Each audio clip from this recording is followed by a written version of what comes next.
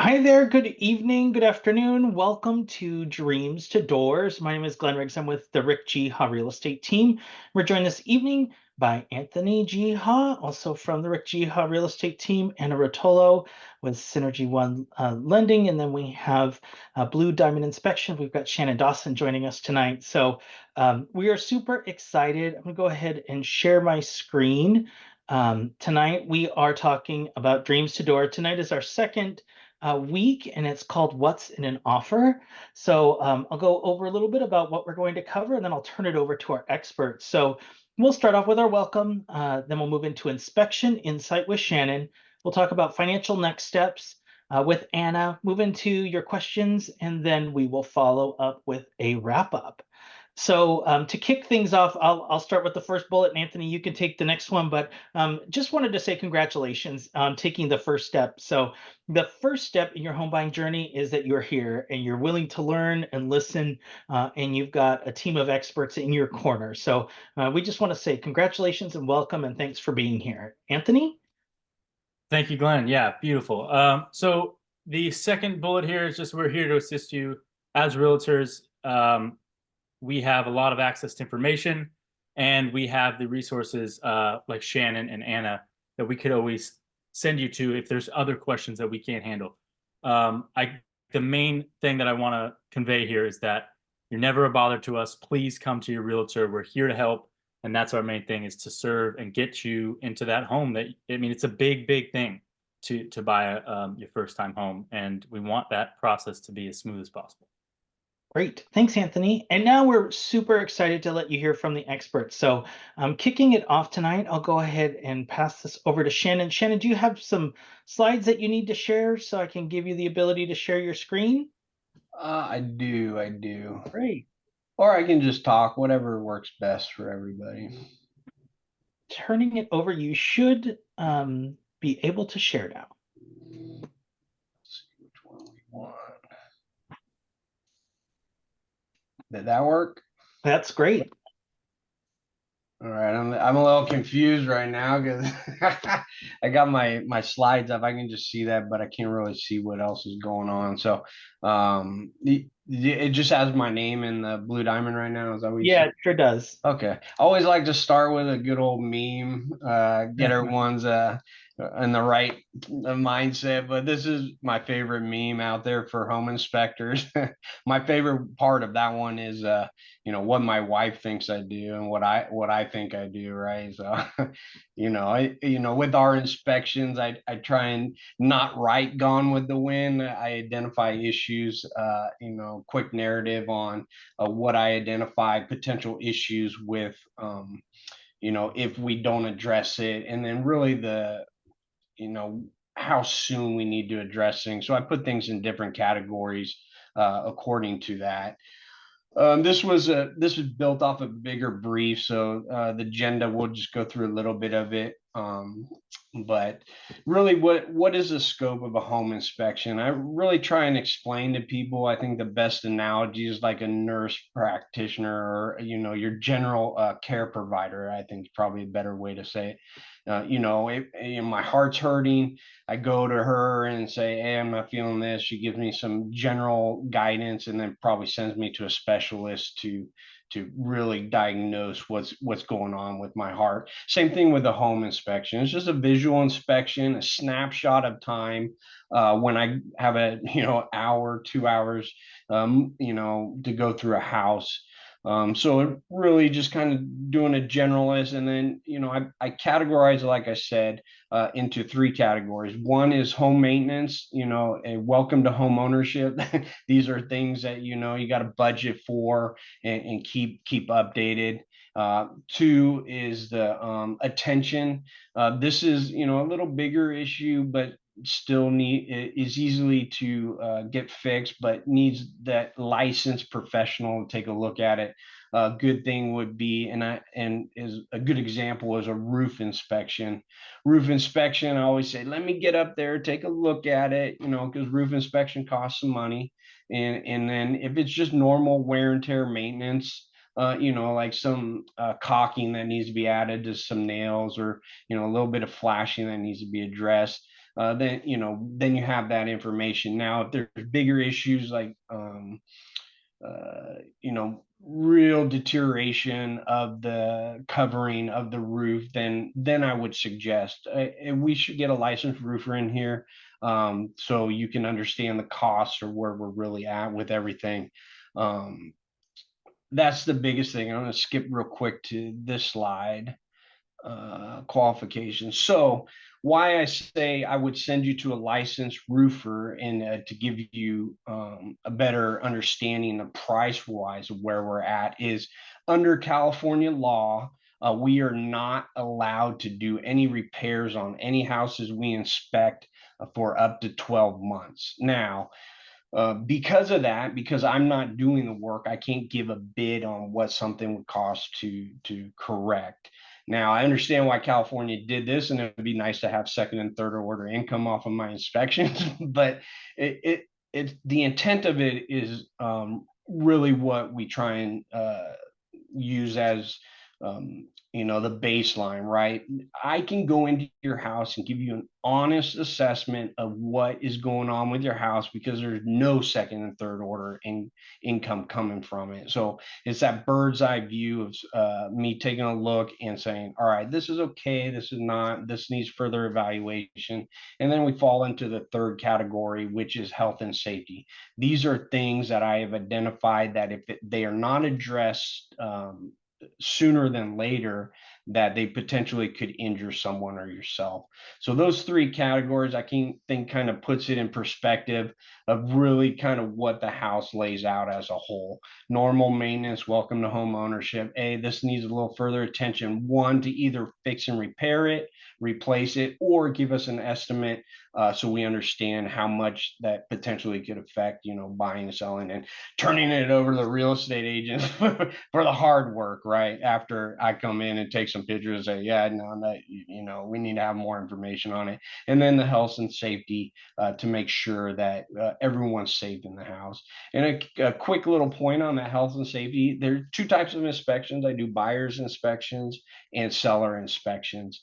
If I am representing the buyer and the seller is there under our standard operating procedure and code of ethics, we are not allowed to tell that seller anything that we find unless it's health and safety that someone can get hurt. So just something that you would need to understand when an inspector comes in for a seller, when an inspector comes in for a buyer. It's all the same. The report's all the same. All the deficiencies are the same, except for what we're allowed to tell each one of those. Step back real quick. For a scope of an inspection, this is what your home inspector is trained and certified in. They should be doing roof down to foundation, and then with all your major appliances, your electrical, your heating, your plumbing, exterior. So this is the scope of what we are trained to do. Now, some inspectors have, taken off some of these things, which is within their scope of what they can do. We here at Blue Diamond Home Inspection, we still stick to what the standard and what we are certified in. I'll take a break here, Glenn, if you have any questions or if anyone else has any questions. We don't have anything yet, but one thing that you mentioned is that you talked about you can't do the repairs. So are there types of inspections where they can do the repairs? They will give an inspection along with a quote? Yeah, good question.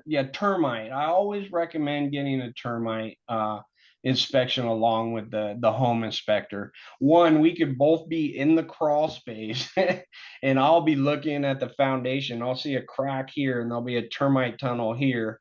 And he'll see the termite tunnel and won't see a crack. I'll see the crack and I won't see the termite tunnel. So a good good partnership is a good home inspection and a good termite inspection.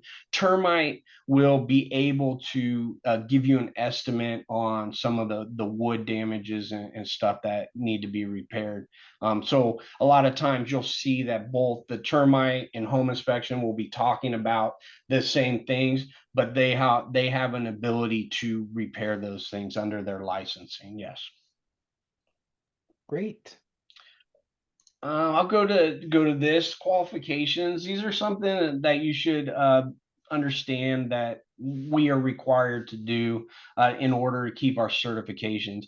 In California, there's no license required for home inspectors. It's just that law that I showed you that was that California covers home inspectors under. Now, other states are some other states require licensing. Now, in reality, what that really means is that they take pretty close to the same tests that we take, but then they have specific things that are required for that state to make sure that they're inspected and reported on. So really, if you come to California, this is what you're going to see. You're going to see qualifications and certifications for different elements of the house. So the house covers roof to foundation, like we talked about, but then you can get other certifications, like we do pool inspections as well. So I have a certification for pool inspections. If I want to use a thermal camera, I have to have a thermal camera certification, which kind of seems weird, but there's a lot to go into thermal imaging that potentially could get confusing and cause people to get confused. And then mobile homes and stuff like that. So there's other certifications that are required. So I would always ask, hey, what certifications are you under? I am in Blue Diamond Home Inspections under the second one, INTERNACHI, the International Association of Certified Home Inspectors. Now, the funny thing behind this is INTERNACHI and ASHI, they were one company, and then, you know, like every other company, they decided that certain things were more important than other things, and they decided to go their other way. So these are your two major certification companies within the United States, and you can see INTERNACHI's the international. So they have, you know, Canada and some of the European countries fall under them as well. But these are some of our requirements. We did about 74 hours of education.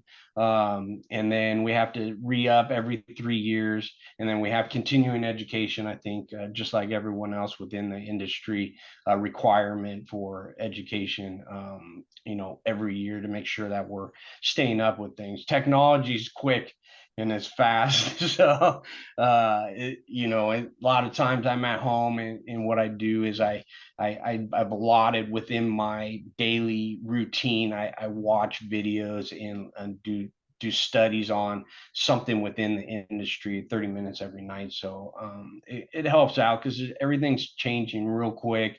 If you look at a house that's built in 1950 versus a house that was built, yeah, you know, within the last couple of years, it's amazing how smart everyone is and how they can make things better to make sure that people that are investing into something that's going to last a long time. You know, some of the foundations from the old timers' houses are, you know, a little better than some of the ones nowadays. I love, like, someone's like, oh, that's an old house. I'm like, I know that foundation is good. Because, you know, they just did things a little bit different back then. But so this is kind of what you're looking for when you're finding a home inspector, and make sure that we understand their qualifications and when we go forward. That's great. Wonderful. Well, thanks so much, Shannon. And if you'll hang out, we might have some more questions coming up towards the end, if that's all right. Yeah, no problem. How do I give this back to you? I don't know what I did here. I believe I can just take it away from you. All right, that's even better. Thank you. Yeah, of course. Thank you. All right. So thanks again, Shannon. So that was Shannon Dawson with Blue Diamond Home Inspections. And now we are going to move on to Miss Anna Rotolo. If I can move that slide. So Anna's going to talk to us about financial next steps. Perfect. So you should be ready to go there. Am I able to? Okay, wonderful. Yeah. And here we are. Confirm you can see it? Yes, we can. Wonderful. So Anna Rotolo, Synergy One Lending. My passion is around assisting first-time home buyers of course, I work with all buyers, whether they're investors, move up buyers, and everything, but there's such joy when you can help a person achieve their first time purchase. And so, just a couple of tips for you: meet with your mortgage advisor before you begin your search, because you need to know how much you can afford and what your payments will be. After you've been pre-approved, make sure you keep your credit current and make all payments on time. Watch your spending patterns. Don't incur additional debt. And don't let anyone run your credit after you've seen a mortgage advisor, because you don't want your credit score to change. So talking to a mortgage advisor will let you know how much you can afford. You know what to expect during the process, and you get to take advantage of more negotiating power, because you're almost like cash when you go out there with a pre-approved letter with your real estate agent. And So I want yeah. to take, sorry to interrupt. I want to take this slide and pin it to every first-time homebuyer shirt. Like Yes, they did in yes. kindergarten when you had a note to take home. I want to pin it to their shirt. This is super important. Yeah, That's a thank you for great saying. idea. You should meet with the So- mortgage advisor before you begin. It's amazing. Yeah. So Great. after you get pre-approved, congratulations, by the way, on getting pre-approved, because that's an exciting big step. Really, what happens next? And this is where the fun starts, because you get to go searching for your home. So you're going to head out with Glenn and Anthony. They're going to set up a search for you. They're going to find out what's important to you. And as a first-time home buyer, you're going to want to have your really, the things you really need, and then the things you want. And, you might have to negotiate a little bit on some of those needs and wants and stuff, because you got to get into your first home. It's super important. So when you find your home, which is an exciting time, what you're going to do is Glenn and Anthony are going to sit there and show you maybe comparables to that home. You're going to review inspections, and then you're going to make an offer. So you guys are going to create an offer, and the seller can either accept the offer, which it's like, yes. They might counter you and say, like, maybe they want more money or something in the contract they want to change, or they might reject the offer, and that's where we go, and we go on and find the next one. This whole time, though, you're still working with the mortgage advisor, because like I could work up different payments for you if maybe you want to offer a little bit more, or you want to know about things like appraisal contingency or anything like that. So the real estate agent, the mortgage advisor, and you as the buyer, we all work really closely together during this process. When you finally succeed and you find your house and your offer is accepted, that's called, yes, you're in escrow. Now, what happens when you're in escrow? There's a lot that happens. And so I want to go over those steps with you, okay? And I have to tell you, at the beginning, it's going to be crazy, because you're going to have so many names and so many people contacting you. You're going to have the inspector, you're going to have the real estate agent, the escrow officer, but the team is here to get you through the process. So don't freak out. We're here to guide you the whole way. And if you don't know who someone is, just let us know and we'll guide you the right way. So once you get into escrow and your offer's been accepted, what you do then, pretty much immediately, you have to send in your earnest money deposit to escrow. So that's money from an account that we verified. Don't have money show up surprisingly from somewhere else.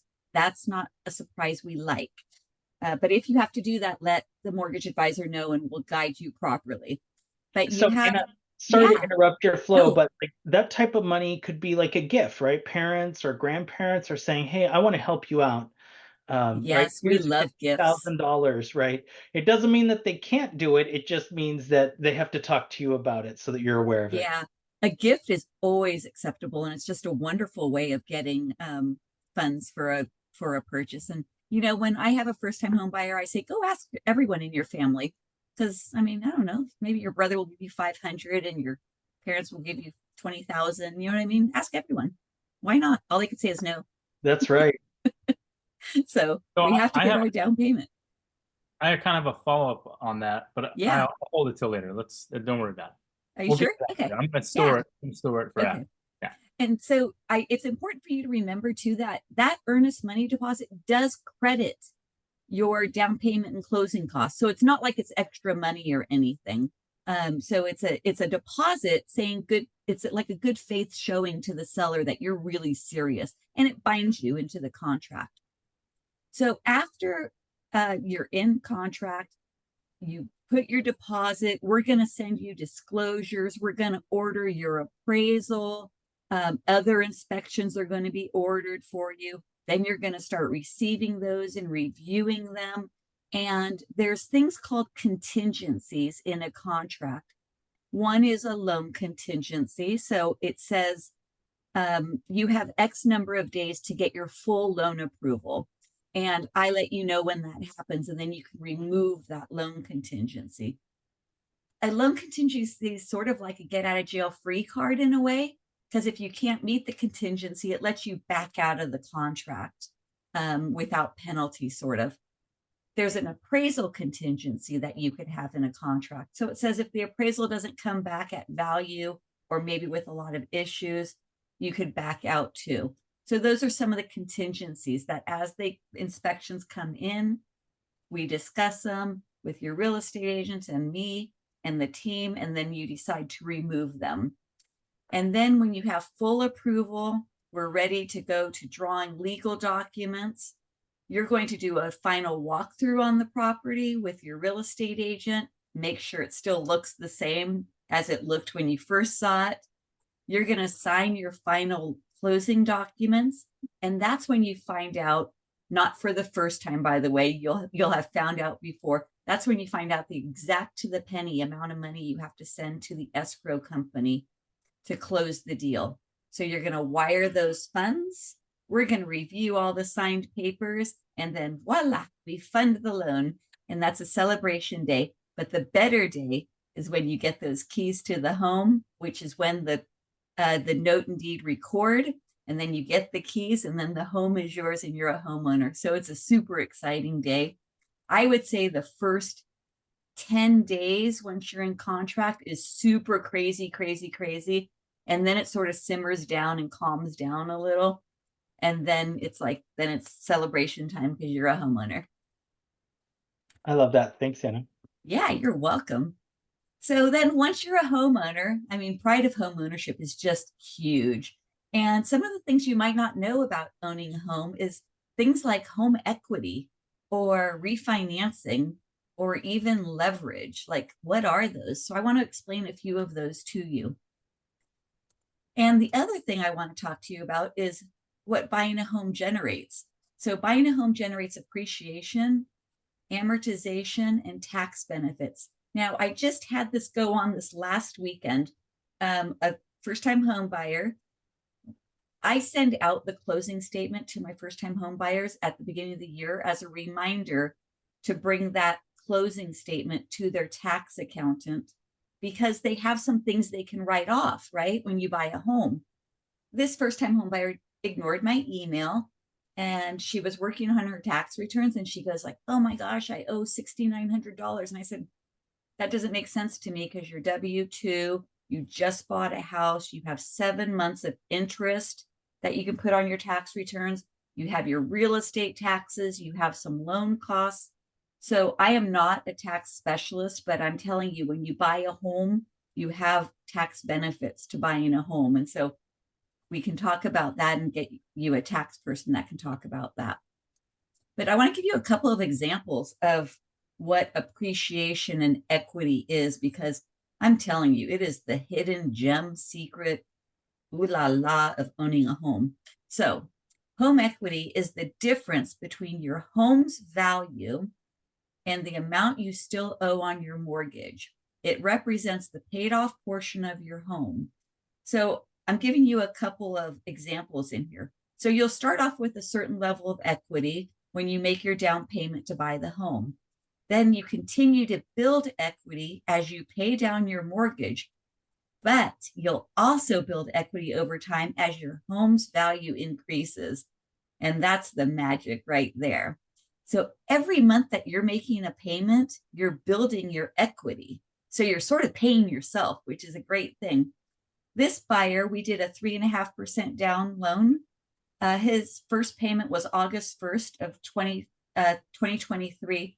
He already has $16,497 in equity in the home. Now that might not sound like a lot, but I don't know, can you save that much money in just, what's it been, like 6 months or 8 months or something like that? So it's pretty significant when you start looking at it that way. But look at when the magic really starts happening. As you own the home longer and as home values go up, and I have lots of charts I can show you about anticipated home values and where they're going. But here's someone that they bought this home. Oh, I can't remember when he bought this home, but I know I refinanced him 3 years ago. I think he may have been in this home 6 years. So he has $585,000 of equity in his home, $585,000 of money in his home. So what do you do with this? I mean, like, what can you do with this? I mean, that's like fantastic. Here's some ideas of what you can do with it. So you could pay for unexpected expenses, or like if you have 2 kids go to private college. Oh, that's what I have on there. Family vacation. That has to be a really fancy vacation. Debt consolidation. I'm seeing that right now. Some people are consolidating all their credit cards, which are like at 24%, and using a home equity line. They're pulling equity out of their home to pay those off. They could do home improvements. I remodeled my kitchen with a home equity line, right? So the equity I had in my home, I pulled it out and remodeled my kitchen. So those are a few ideas, but then there's also another really cool idea you could do. And this is when then you really start building your wealth and everything. You could become a landlord. You could actually go buy another home. So we could pull that equity out of your home. You could either decide to rent your home or stay in your home, and you could use that equity to go buy another home. And boy, then you start really creating magic, because then someone's making your mortgage payment for you, and you're building equity and you're getting tax write-offs, and someone's paying your mortgage. And it's a beautiful thing. It's a really beautiful thing. So let's see. So now I mentioned refinancing, and this is really interesting to me. So many first-time homebuyers don't even know about refinancing, just because it's, they've never owned a home, they've never done a home loan. This is where having a true mortgage partner helps you as a client. I track all of my clients' interest rates, so I know when it makes sense for them to refinance. So a refinance, why would you do a refinance? Interest rates drop, right? Or it's lower than what you currently have. So you're going to refinance into a lower interest rate and save money every month in your monthly payment. You could be refinancing because maybe you put minimum down and you have what's called private mortgage insurance, but maybe your home's appreciated enough where we could refinance you and get rid of that private mortgage insurance and save you money. We might refinance to pull the equity out. There's a lot of different reasons. Maybe you have an adjustable and we're going to put you into a fixed, but that's where your partnership with your mortgage professional really pays off, because as a mortgage professional, I'm going to track these things for you and let you know when it's time to refinance, or if you're interested in becoming a landlord or buying other properties, how we could do that with your current home. Did that make sense? That's great. Thank you, Anna. Yeah, Very you're good. welcome. Yeah, awesome. And then I'm just going to throw this slide up really quick. If anyone wants a great app where they could do free credit monitoring, they can measure their mortgage readiness. This is an app on the Apple Store and on Google Play. If you put in my name, you get it for free. I don't see any of your information. This is just a great way for you to get mortgage ready. And That's if you great. have any questions, I will be happy to address them at this time. That's great. Thank you, Anna. Yeah, you're Awesome. welcome. Are we going to go? Glenn, oh, now? go ahead. Sorry. Go ahead. Oh, I just want to kind of chime in on the equity thing, if I can, for a couple minutes. I mean, once this summer rush is done, I'm going to put together a class on how to maintain equity in your house from a home inspector's point of view. I've done a lot of houses over the last couple years, 1950s, 1960s houses. Parents bought them, back back then, and they either passed away, or the one that really still gives me goosebumps as I do it right now is, they're trying to sell their parents' house. The kids are trying to sell their parents' house because the parents need further medical care than they're getting right now. And then I get in there and I do home inspection. The termite guy comes in, and the house hasn't been taken care of in quite some time. And we do a better job, in my opinion, of taking care of our cars than our house, right? So for first time home buyers, I always recommend putting away a little bit cash each month so we can upgrade, we can do our maintenance. So if it ever comes to that time, or we want to, sell our house to upgrade, like Glenn was talking about earlier, is that we maintain that equity. Because if we're not upgrading and doing all these things, that money that we see online showing how much our house is worth, it disappears pretty quickly if we're not doing those things. Yeah. That's great. I can't wait for that class. I'll be there. So Anthony, I've got a question I'm gonna throw over to you. So, All right. Anna talked about like a mortgage partnership, and I think that for many people, they think, I buy this house and I'm not gonna buy another house for 5, 6, 10, however many years it might be, right? So they think, Anna is going to give me my money. That's a one and done. Anthony's going to help me get into this home. That's one and done. Shannon did my inspection. That's one and done. Is that the case? Can you talk to us a little bit about that? One and done, you mean like recurring costs? No, like I'm going to talk to Anthony this one time to he's going to get me through this house, and I'm not going to see Anthony again for 8 years until I'm ready to sell. Oh, copy that. Yeah, so we're always around. Again, everyone's here to help, and it's an ongoing thing. For me, especially when I've actually helped somebody get into a first-time home, which has happened twice in the past couple months, it's really big for me too. And it's like we're in this together, and we're all here to help and to give and to be of service. And it's my duty to continue to make sure they know I'm there for help. I just had actually, there was a text that came across. They couldn't get a hold of the HOA, and they wanted me to find out something for them, which I was glad to do. So we're always here. There's always things that can be adjusted or changed, just like Anna was talking about, and Shannon, upgrades and equity. And we're always here to answer questions, and happy to do so. And we love referrals too. We hope that you've had enough fun working with us that you want to go and tell your friends, oh my gosh, you have to work with Glenn, you have to work with Anthony.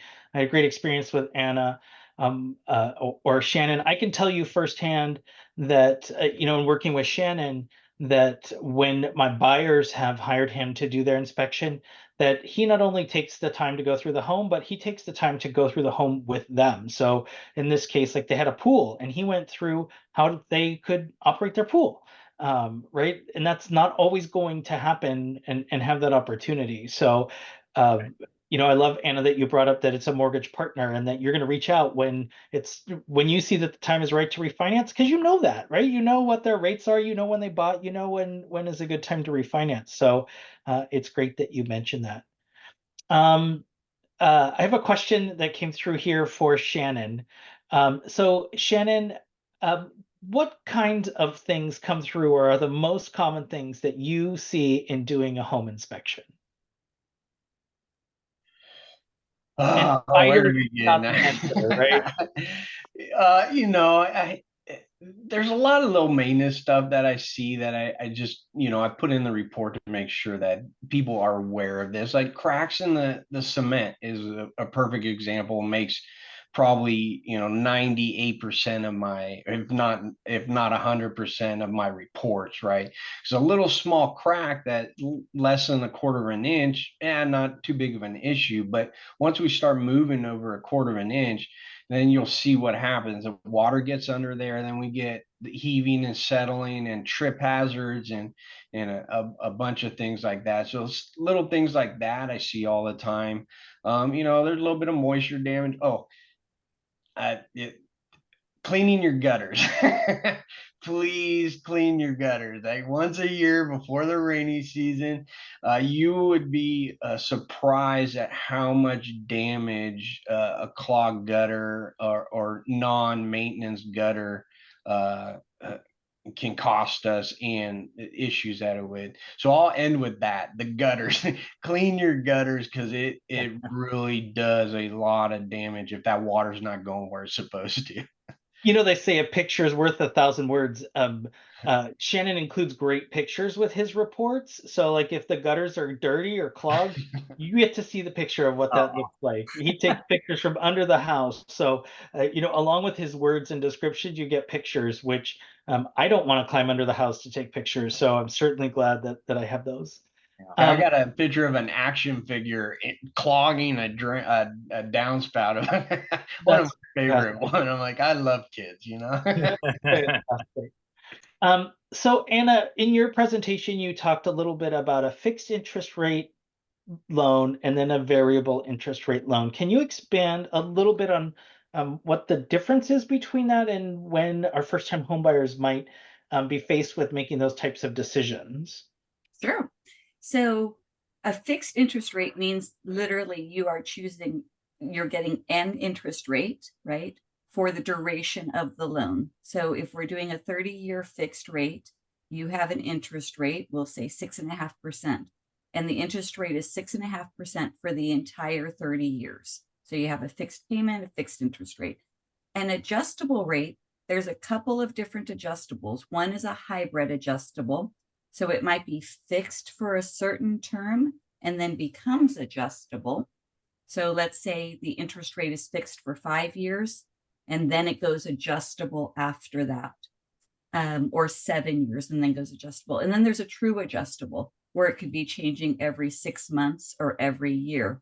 And it's tied to an index and has what's called a margin, which is the profit margin.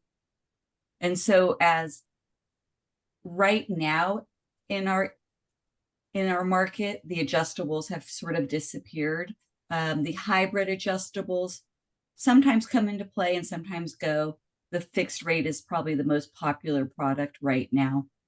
That's part of the mortgage professional's job with the buyer, is to really present them different options, explain the programs to them, and the reasons why we would look at the different programs. Because I might be looking at a down payment assistance program with someone, or I might have a first-time home buyer where I say I don't recommend a down payment assistance program for them. And that's my job to explain that to them, what their options are and which ones I recommend and the reasons why.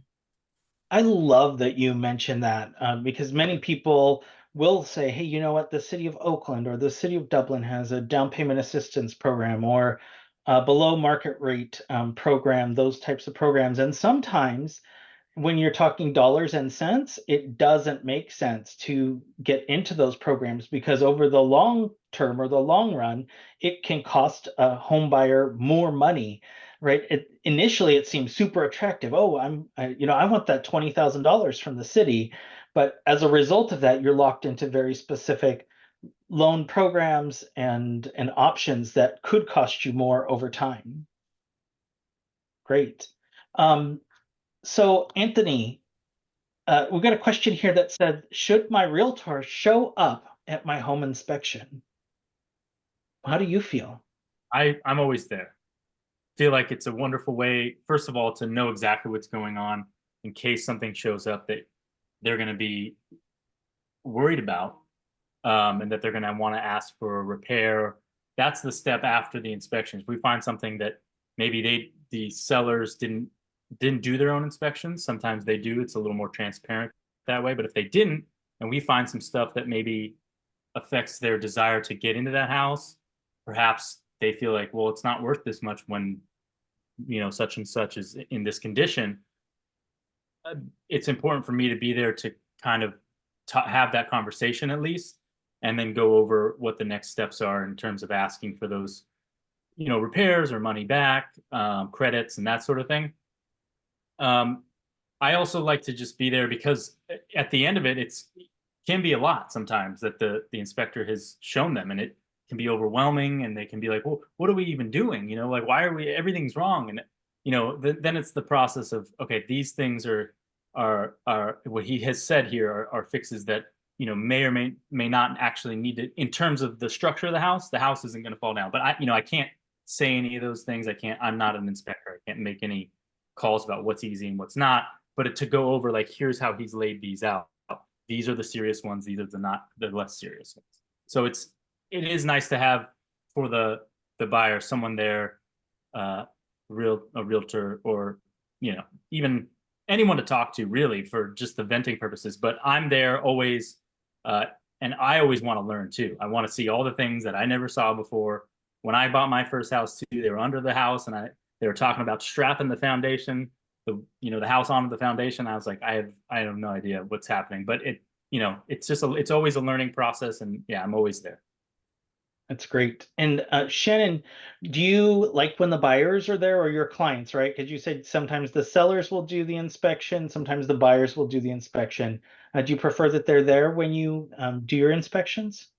Absolutely. And I understand, I'm working during the day and a lot of people are working as well. But any opportunity to be there with the real estate agent and myself at the very end, as we go through things, that way I can walk them through, I can show them, I can and talk them, and let them know the variations of the different categories, and then that way when they receive the report, the 70-page or 65-page report the Don't be next scared, day. folks. It's okay. Don't be scared. Yeah. Well, right. That's why it's just a written confirmation of everything we've already talked about. So that way you can kind of see it in writing. But it's already been explained, and it kind of softens the blow of, sometimes there's a lot, but a lot of it's just, normal maintenance that you'll see, and, that you got to take care of your house. Yeah, for sure. Yeah, and I love that. And many times, like I always like to tell my clients what might seem like a minor thing to me might be major to someone else. So like replacing an outlet to me is no big deal, but to some others that could be brain surgery, right? To some. So I always make sure that, my recommendation is go through it. And if you have questions, ask me. I'm happy to talk about what that means to me and help to put it in terms that you understand. So Anna, in your 9 block that you had showed on the screen, right, you mentioned a lot of different pieces of that puzzle. So if someone is looking to buy a new car, right? So they're hunting for their home. I love the way you giggle already. So they're hunting for their home. They've talked to you. You pulled their credit. You're like, congratulations.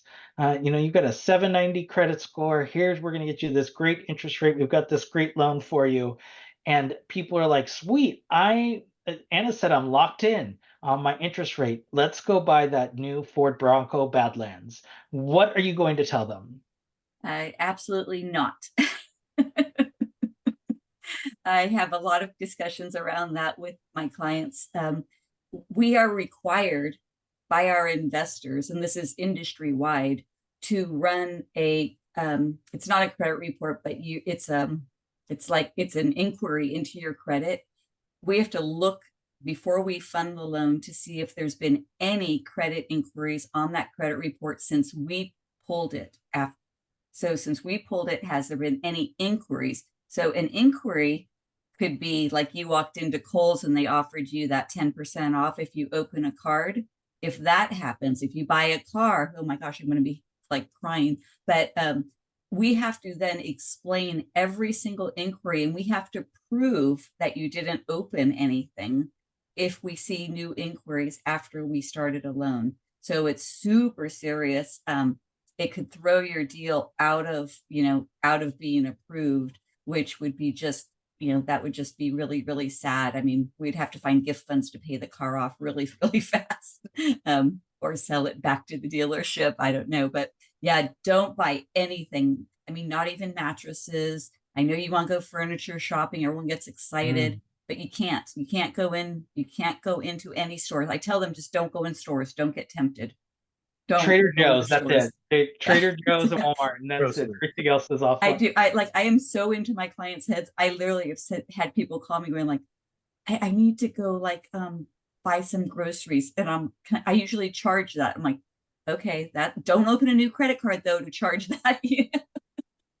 And sometimes, I mean, the credit companies and credit card companies and the stores, like they get so clever because they say, "Oh, there's no credit. We're not going to pull your credit on this until you're approved." But sometimes even just that initial peak is enough that that causes you to have to do some, as they would have said, I'm going to date myself. Ricky Ricardo would tell Lucy, "You got some splaining to do."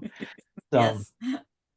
Yes. That's great. Well, I am so excited. I think tonight's topic was super relevant and great, and I am so lucky that we have such great partners like we have with Shannon and Anna. So just so thankful that you were here tonight for us and that you're here for our clients moving forward. And I know that you're willing to take questions from them as we go through this process. So I think the biggest thing is that it isn't scary if you have the right partners, right, Anthony? Yeah, totally. Whenever